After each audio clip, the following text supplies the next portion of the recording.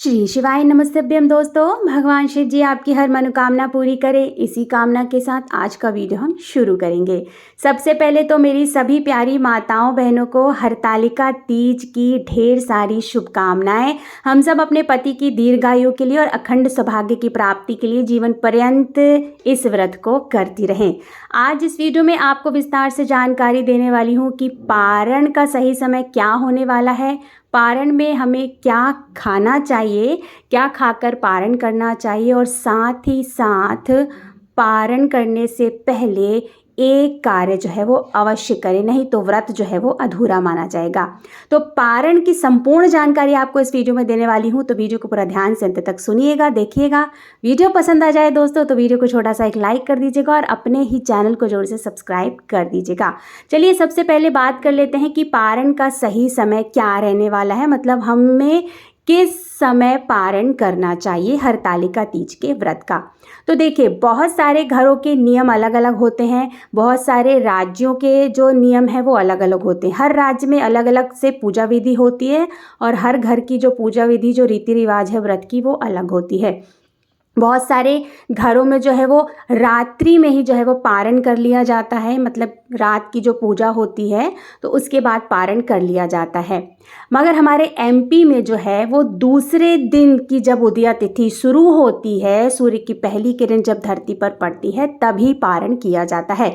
जैसे मान लीजिए कि 6 सितंबर दिन शुक्रवार को पूरे विधिवत तरीके से हमने हरतालिका तीज का व्रत रखा, तो हमारा जो पारण होगा वो 7 सितंबर दिन शनिवार की उदया तिथि को ही होगा। हम जो भी पारण करेंगे वो 7 सितंबर की सुबह करेंगे, 5:30, 6, 7:30 ऐसे सूर्योदय के बाद ही जो है वो हम पारण करेंगे। लेकिन बहुत सारे घरों में जो है वो रात में ही जब पूजा हो जाती है संपन्न, तो जो वो है पारण कर लिया जाता है। हम 7 सितंबर की सुबह जो है वो स्नान दान करेंगे, उसके बाद पूजा करेंगे, इसके बाद जो है ब्राह्मण का सास का जो भी बायना वगैरह है, ब्राह्मण का जो भी दान है वो निकालेंगे और फिर जो है वो हम पूजा के स्थान पर बैठ के ही है पारण करेंगे। आपके घर की पारण की विधि क्या है, आपके यहाँ जैसा भी जिस समय भी पारण किया जाता है, आप उस नियम को ध्यान में रखते हुए जो है वो पारण कर सकते हैं।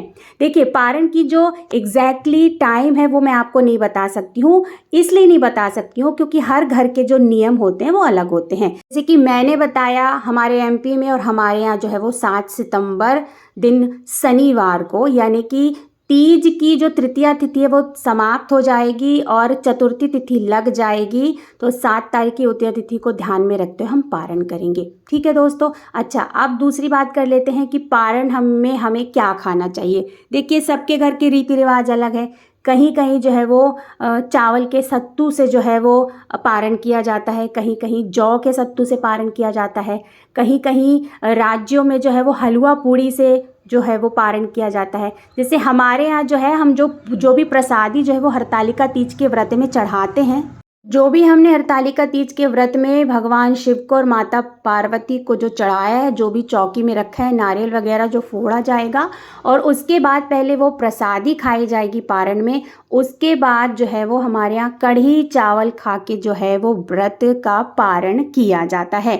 तो आपके यहाँ जिस नियम से, जिस विधि से, जिस चीज़ को खा के पारण किया जाता है, आप उसको खाकर पारण कर सकते हैं दोस्तों।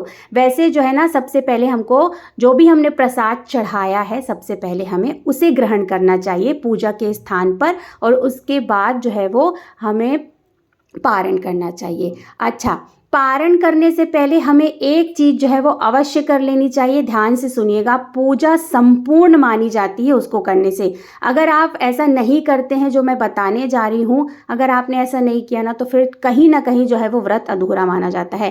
देखिए दोस्तों, सबसे पहले आपको क्या करना है, पारण करने से पहले आपको दान निकालना है। ब्राह्मण का दान जो आपको देना है पहले उसको निकाल के अलग कर लीजिए। सास का बायना अगर निकाला जाता है तो आप बायना वगैरह निकाल लीजिए।